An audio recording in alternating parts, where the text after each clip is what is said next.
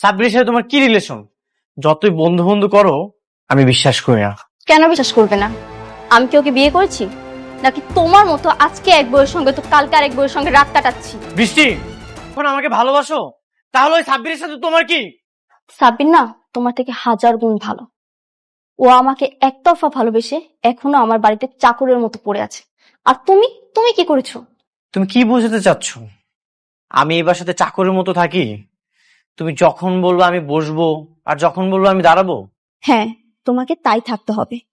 কখনোই সম্ভব না। একটা সম্পর্কে যদি সম্মান না থাকে, সেটা কখনোই টিকে রাখা যায় না। তুমি এতদিন আসল রূপটা আড়ালে রেখে যে ভালোবাসার অভিনয়টা করেছো, সেটার জন্য তোমাকে অনেক ধন্যবাদ। অনেক সুন্দর অভিনয় তুমি করেছো। তুমি না সাইকো হয়ে গেছো, অসুস্থ রোগীর মতো হয়ে গেছো তুমি। হ্যাঁ, আমি সাইকো হয়ে গেছি।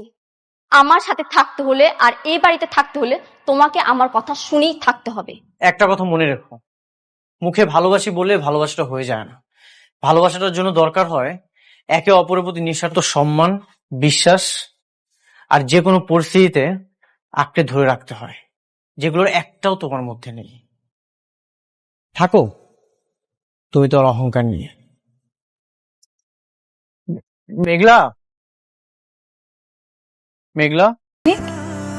বৃষ্টির লোকে ঝামেলা করে আছেন নাকি? হুম।